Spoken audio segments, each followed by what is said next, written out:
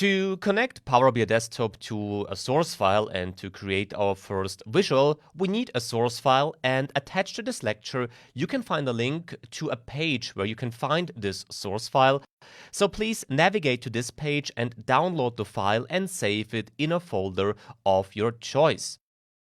To access this source file now, we go to Get Data here. This opens the Get Data window here, and there we can now see an overview of all the different connectors available in Power BI Desktop. The connector is simply the logic that allows us to connect Power BI Desktop to a specific file type. In our case, the file we just downloaded is an Excel file, therefore the default selection is fine for us. So we should make sure that Excel workbook is selected and press Connect here. Now navigate into the folder where you stored the Excel file, select it and press Open. And now the so-called navigator opens. The navigator allows us to see the information that we have in the source file and to also select specific information of the source file. In case of an Excel file, we could, for example, have multiple sheets, and therefore right here we can now select an individual sheet. Here we only have one, so it doesn't make a big difference here. Then we get a preview of the content of this sheet here in the right part. And if we would have multiple sheets, we could of course select another one. And then by ticking the box next to the sheet name, we get two options down here: Load and Transform Data. We'll explore these options in a lot more detail in this course, so just a quick preview here at this stage. In Power BI Desktop, we have two integrated tools. The actual part where we create the visuals and where we do our analysis, the so-called data model part, and the Power Query or query editor. This is the part where we perform the data preparation steps, so removing columns, changing formats, removing rows, cleaning or cleansing data. This is done in the query editor. And now we can decide if we directly want to load the data into the data model, or if we want to access this query editor first, which would be the transform data option. And typically in such data analytics projects, we always use the transform data step first to clear the data. So let's do the same here, and with that, access the query editor. As this is just the first starting project, we'll not dive too deep into the interface and all the options we have. We'll do this in a lot of detail throughout the course. The purpose of this project here is to get you started with Power BI Desktop. Therefore, just follow along and see how easy it is to work in Power BI Desktop. One important note at this stage though, we are in a new interface here actually, the Power Query Editor. This means if I move this window a bit, you see that we still have the actual Power BI Desktop, starting interface, so to say, running. This at the back here is the data model I talked about. This in the front here is the query editor. In this query editor, in the center, we now have an overview of the loaded data. So here we have GDP, gross domestic product data for different years and for different countries.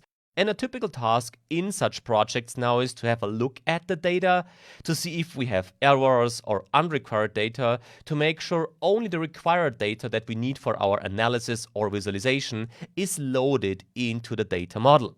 Now, if we quickly analyze our columns here, for example, we see that the columns 2, 3, and 4 are not really necessary for our analysis. It's just information that we have GDP data in US dollar billions, which is important, of course, but for our quick project, I don't think we need to load this information into our data model. Therefore, we can now quickly select one of the columns here and then go to the Home ribbon and here click on to remove columns in this Manage Columns area and in the upper part of this button. If we do so, no big surprise, the column is removed. In the right part here, in these query settings, you see the applied steps we did so far. These were automatically applied by Power BI Desktop, but the last one here was the removed column step. In case you removed a wrong column, or in case you did generally an unwanted and unrequired step in the query editor, you can just select the corresponding step and press onto this X to the left of the name to remove that step, or to undo this step. In our case, we want to remove the columns, so we can simply select all columns now by pressing and holding the Control button and then selecting the columns. And now again go to Home and then Remove Columns. With this, we reduce the amount of columns already, and now we only have the required data, the country, the year, and the GDP. Another step we should do now is we should check if the values in the corresponding column, so this data the column contains, are correct and don't contain any errors. I'm mentioning this because, as you can see in the GDP column here, we have NA data. So we don't have data available for a specific country, Afghanistan here, and for specific years. Therefore, we should make sure that this information is not loaded into our data model. Of course, for such a small data set, this doesn't play a big role, but if your data set becomes bigger, then you should make sure to keep only required information in your actual model to, well, remain the project as efficient as possible. To get rid of this NA data, we can simply filter this information out. To open the filter menu, you go to the corresponding column that contains the unrequired data, and now open the filter menu by clicking onto this button to the right of the column name. Here you now have the different filtering options. We'll also dive into these options throughout the course in more detail, but now we simply scroll down to the bottom here to find our NA value, and by unticking this box now and by pressing OK, you see that this information is now removed from our dataset, and therefore we now only have to check the format, and then we can load our data into the data model.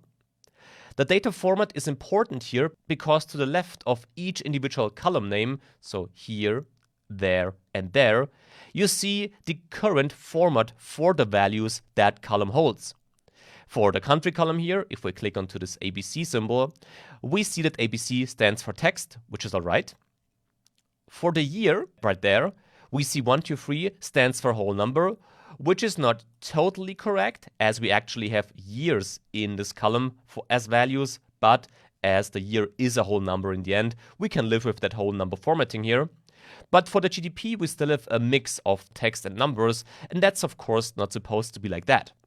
Therefore, we can now go to this menu, as I did it here, and now switch it also to a whole number, as we have it for the year.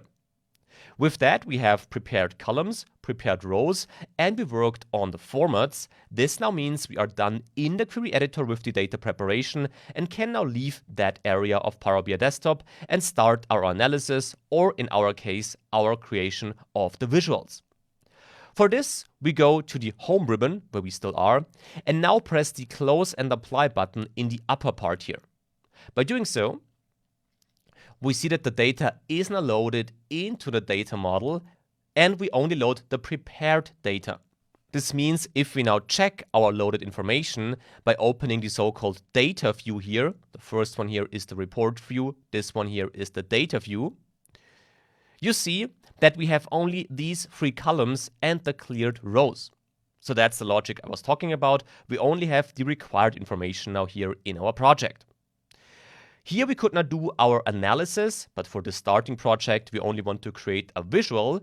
Therefore, we go back to the report view right here. And now in this area, we can now drag and drop our visuals.